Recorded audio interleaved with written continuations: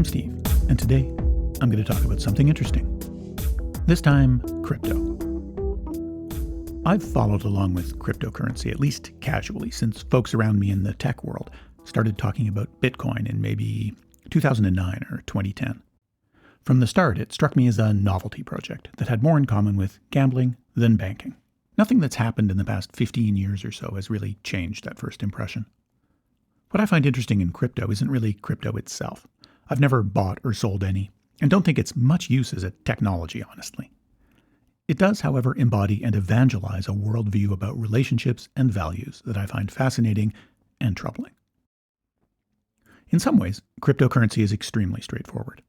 Bitcoin, Ethereum, whatever, they're all based on the concept of a blockchain, which is just a record of transactions. That's it. And indeed, that's already what money is in the modern era. It's created and exists to the extent that there are records that say it does. What's innovative about the blockchain approach is that it's a system of record keeping that's validated and published collectively and anonymously. And because of how this works, in theory at least, it cannot be altered. So its main claim is that crypto offers a form of authority, because it's public and immutable, without the need for institutional control or governance, because the responsibility for validation and publishing is spread over a peer-to-peer network. So far, so good. Sounds interesting. Institutions can certainly be coercive, exclusionary, and self-serving. Being able to replace them with a horizontal distributed system sounds like a very no gods, no masters alternative that could be inclusive and democratic. Spoilers, I think it actually offers just another walled garden.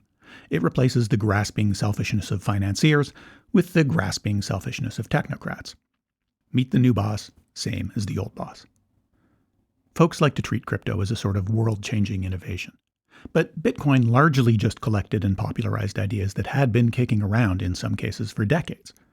It brings them together in a clever way, admittedly, to solve what crypto folks see as the central problem of money, the need for institutions to guarantee trust and authority in financial transactions. This is the seed from which crypto grew. The pseudonymous creator of Bitcoin, Satoshi Nakamoto, released a document titled Bitcoin, a Peer-to-Peer Electronic Cash System, in 2008. It's an absolutely foundational document that still shapes how the crypto world operates. Most of the white paper is a semi-technical description of blockchain mechanics, but there are key moments where Nakamoto describes the larger social and financial problem it tries to solve. The first sentence of the abstract reads, "A purely peer-to-peer version of electronic cash would allow online payments to be sent directly from one party to another without going through a financial institution." And in the conclusion, Bitcoin is described as a system for electronic transactions without relying on trust. The introduction identifies a number of things as the inherent weaknesses of the trust-based model. Trust here means how we mitigate the risk of lying or fraud. Arguably, this problem is at the root of most of our institutions' laws and social norms. When you exchange goods, labor, information, or even intimacy, there's no guarantee that the other party will reciprocate. Human relatedness, whether economic or emotional, always involves a leap into the unknown. This is a foundational aspect of our being social animals with roots millions of years deep. We are highly attuned to fairness and have developed untold varieties of formal and informal approaches to judge and enforce violations of trust.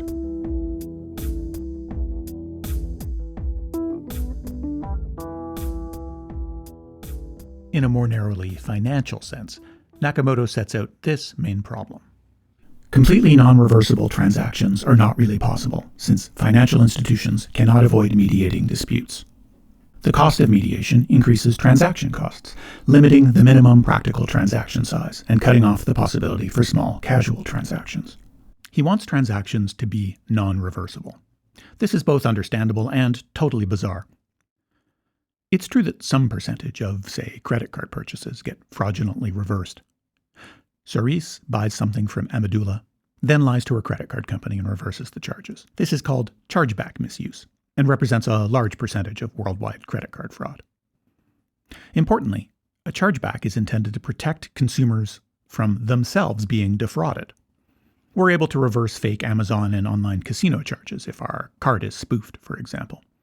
But it has the unintended consequence of itself being a means for people to defraud businesses. Now, making transactions irreversible would, yes, protect those businesses, but at the expense of removing protections for consumers. The paper then claims that ensuring trust raises fees, which prohibits making small transactions. As a statement of fact, this has aged very poorly. Almost 20 years later, mainstream digital payment systems easily handle small transactions. I recently used a credit card to pay $1 for an hour of parking, as absurd as that sounds. And one of the absolutely worst systems for conducting small casual transactions is crypto, as it turns out. Nakamoto claims that because financial transactions are reversible, the need for trust spreads. What that means is spelled out as merchants require more information than they would otherwise need. One standard fraud protection mechanism on the part of businesses is knowing personal data such as names, addresses, postal codes. This is often part and parcel of credit card processing. But the strange thing about Nakamoto's point is the implication that businesses don't or shouldn't need information about their customers. In reality, businesses constantly need at least some personal information, such as your name and address, to simply deliver the goods, like literally deliver them. The only case where personal info isn't needed is the in-person purchase of physical goods. In basically all other cases, online or phone ordering or purchasing digital products, having at least some information, a name and email address, is just a practical, unavoidable aspect of buying and selling. But one of the roots of crypto is an extreme belief in anonymity and privacy. The ideal case for these systems is being able to buy things while divulging nothing at all about oneself. Now, there are circumstances where this is a good thing, such as avoiding repressive state surveillance. I'm a big fan of online anonymity and privacy.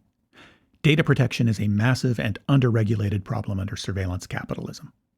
But crypto frustratingly makes it an organizing principle, even while its central mechanism, the blockchain, by definition makes all transactions public for all users for all time.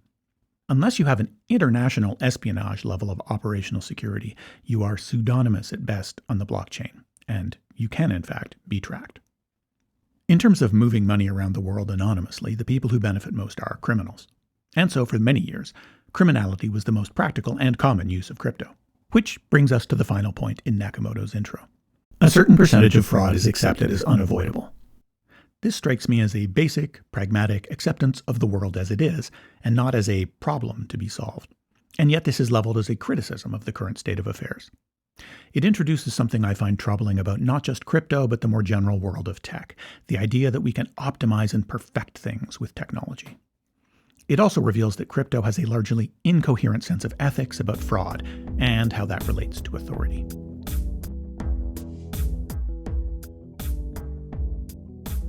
It's certainly the case that financial systems and institutions are gatekeepers and guardians of how we pay for stuff. When Charisse wants to play a medulla digitally, banks or credit card companies take measures to validate that she is who she claims to be and that she has enough money or credit to complete the transaction.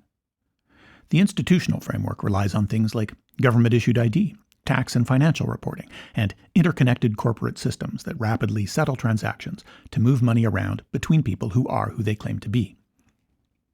I find myself in a strange position here, to be some extent defending the financial status quo.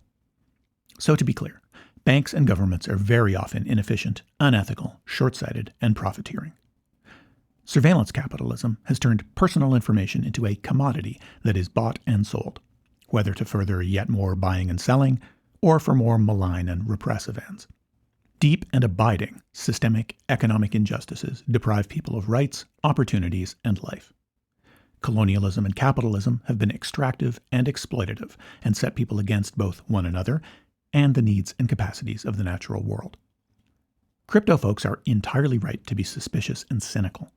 It's just that the vision they offer is actually worse in almost every way, mostly because it's credulous about technology and seemingly ignorant of the complexity of politics, history, and society.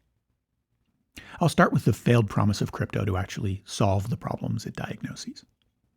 At a basic level, cryptocurrency is a misnomer because in most cases it just fails to operate as a currency. One totally unacceptable aspect of Bitcoin as a payment system is its slowness. Bitcoin transactions take about 10 minutes at best. They can sometimes take hours. Another problem is volatility. The price of Bitcoin in, say, US dollars can swing wildly from minute to minute. It's impossible to be sure what you are actually paying for anything. This is all the worse given the slow processing times. If you send a Bitcoin at 1 p.m. and it arrives at 2 p.m., its price might have doubled or halved. This is just wildly, completely untenable. Now, the main tool that's used to help with the processing speed problem is auctioning. If you are willing to pay a higher transaction fee, your transactions are more likely to go through more quickly. But these fees are, of course, priced in Bitcoin, so you also can't know how much extra you will pay to help ensure that your payment actually happens quickly. All this makes Bitcoin an absurd way to pay for anything normal in the real world. It also introduces another problem with crypto, which is that it replaces one sort of hierarchy and control with another. Auctioning off transaction priority, especially when prices vary so wildly, immediately privileges the wealthy, who can pay more in the first place and can absorb suddenly inflated costs. Again and again, the crypto vision of the world begins with an anti-authoritarian stance, but winds up developing into just plutocracy, where those with the most crypto have the most power. We can see this in the Bitcoin white paper. The mechanism for validating transactions is called proof of work, and it amounts to expending an ever-increasing amount of computing power to solve increasingly difficult math problems. If you participate in the Bitcoin network to validate a block of transactions, you do these computations and get rewarded with Bitcoin if you do it first, making your block the official block of record. This is what folks mean by Bitcoin mining. The race to validate transactions is both competitive and remunerative. It was inevitable that economies of scale would lead to the creation of massive Bitcoin mining companies. Everyday folks have been shut out of mining new Bitcoins because they don't run multi-million-dollar data centers with specialized mining hardware. This means that individuals have little power over what transactions are posted and when. It also creates the possibility that a major player or a coordinated group can defeat the entire point of the system as distributed and autonomous. If two different blocks of transactions are proposed more or less at the same time, the one that reaches 51% of the network becomes the approved and published block. And there's nothing in the Bitcoin algorithm stopping the big miners from gaining a majority control over the whole system, either individually or by simply collaborating with one another and operating as a cartel. As the white paper notes, bad actors should be deterred because exerting control would debase the currency by, ironically, eroding trust. But control could be exerted either more subtly than that, or towards an outcome that selfishly benefits someone to the expense of everyone else. Trust be damned.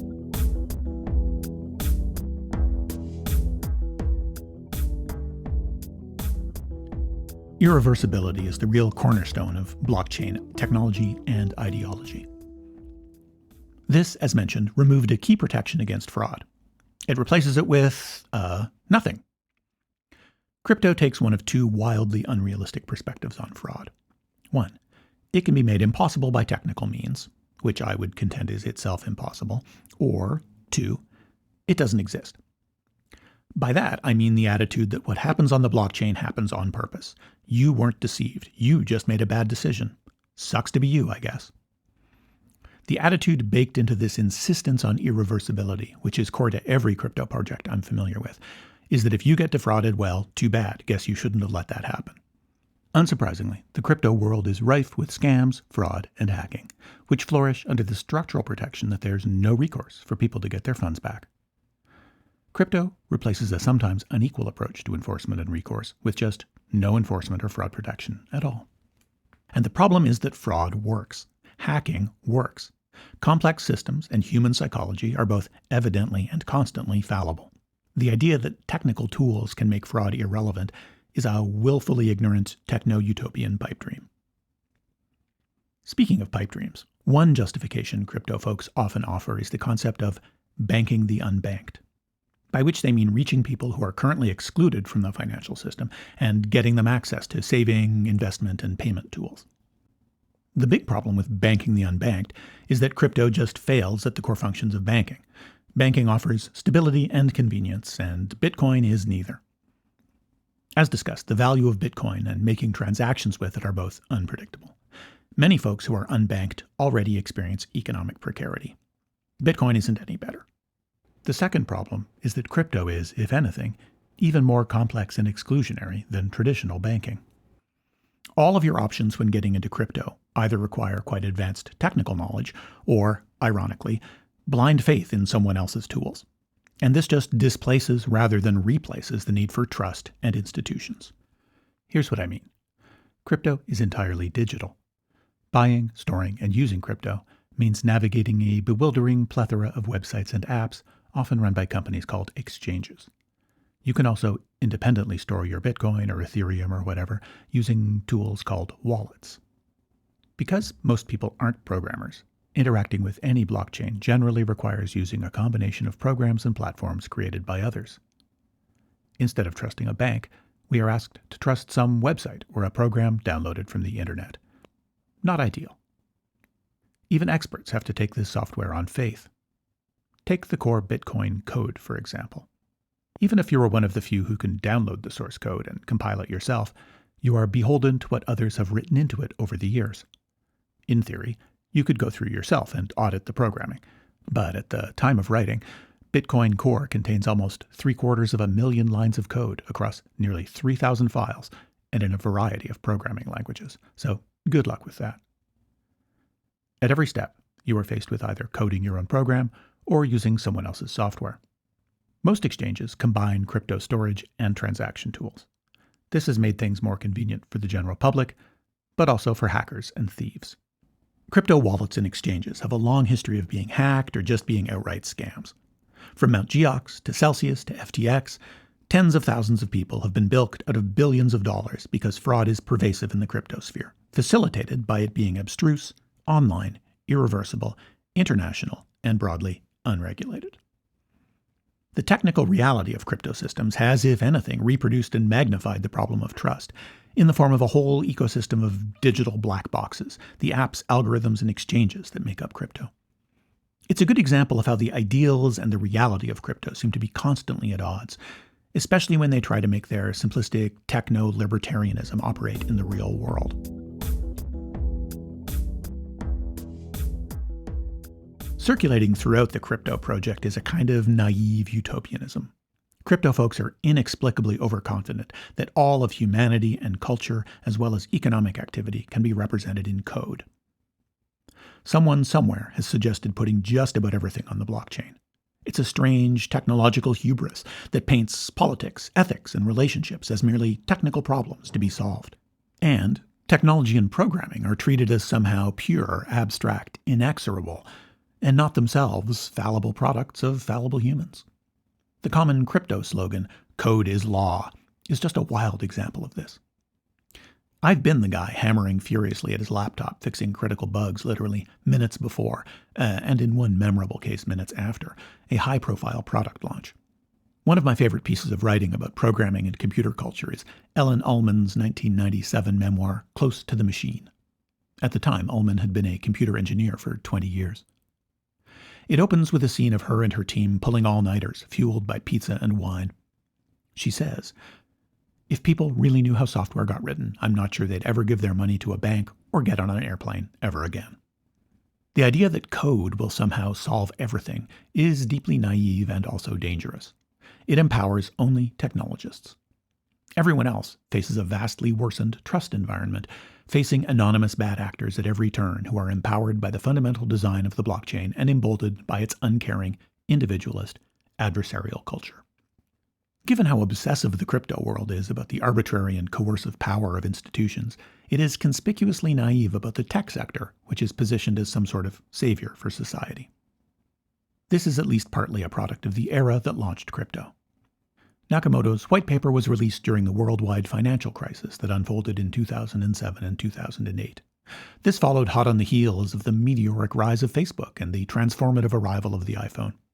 Silicon Valley was beginning to reshape society with smartphones and social networking, just as the traditional financial system nearly came crashing down.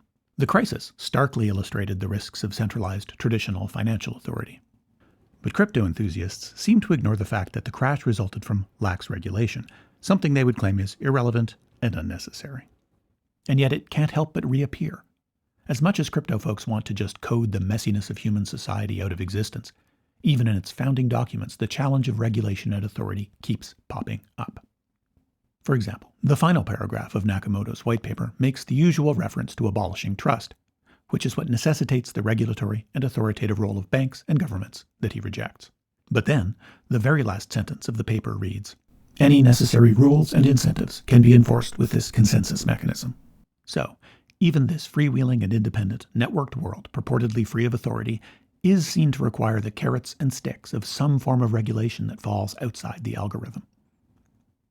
And there are a lot of risks in the crypto space that it either fails to mitigate or actively facilitates. I've referred to hacking and fraud as endemic. The problems run deeper than that. Because blockchains don't effectively solve real-world problems, crypto doesn't offer any sort of underlying utility or service that actually generates value. Conventional currencies are supported by central banking and the collective economic weight of national GDP. Stocks are, in theory at least, valuable to the extent that they represent a stake in a business that operates in the world. By contrast, cryptocurrencies don't do anything except act as empty tokens that are worth what people are willing to pay. That lack of basic underlying use or point or value requires buyers and sellers to feed on one another for the sake of profit. As the author Brett Scott puts it, crypto isn't really money, but rather a digital collectible. Crypto has more in common with Beanie Babies or Hummel figurines than the euro. For the value of my crypto to go up, I have to be able to sell it to someone who's willing to pay more than I did, despite crypto not actually doing anything to justify this increase in price. This is often called the greater fool theory. I am counting on someone more foolish than me coming along who I can take advantage of. They in turn look for the next sucker, and so on. What keeps it all going is new suckers bringing in new money.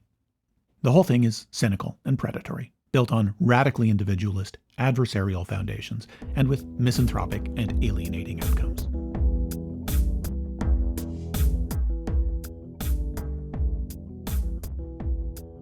Crypto's view of community is inherently competitive and exploitative. The approach to mining, for example, frames collaboration as profiteering competition. The Bitcoin community is united in competing with one another for money. This is a maximalist free market ideology that sees communities only as crabs in a bucket, engaged in zero-sum combat, and collaborating only to the extent that there are profits to be extracted. Blockchain evangelists see the technology taking over more and more aspects of community and communication. This is a bleakly capitalist vision in which paying for things is the one and only measure of human worth and relationship. The wholesale rejection of generous or altruistic interpersonal and collective work in the name of a competitive algorithm just delivers different and more alienating forms of injustice. Democratic checks and balances that require communication, understanding, and compromise are replaced with a digital mechanism of pointless waste that turns us all into hostile strangers. Crypto basically refuses to participate in the messy politics of institutional reform and replaces it with magical thinking. There's just no way that operationalizing the ideas of crypto doesn't reproduce some new and probably worse version of the flaws and harms they claim to repudiate. Everything about crypto takes a radically individualistic stance that seems to assume all collective effort is coercive injustice. This is a bizarre take on being human. We are inherently and irreducibly social, in no small part because we are born helpless, vulnerable, and dependent on adults to nurture and protect us. Our collective and social essence is rooted in mutual care, however unreliable or partial it might be in practice. Two things can be true at the same time. Governments guarantee and violate rights. Financial institutions serve their customers, but also act in their own rapacious self-interest. And crypto can promise a libertarian wonderland, but deliver a hierarchical panopticon, where, as in traditional finance, everyday individuals are powerless in the face of anonymous forces and organizations whose workings are capricious and obscure. Thanks for listening. Something Interesting is an audio essay anthology about how it's strange and complicated to be a person in the world. It explores the philosophical, the political, and the personal. This podcast was written, recorded, and produced by me, Steve McCullough. Check the show notes for further reading and music and art credits. Please direct all correspondence to thesomethinginterestingpod@gmail.com. And may your days be full of interesting somethings.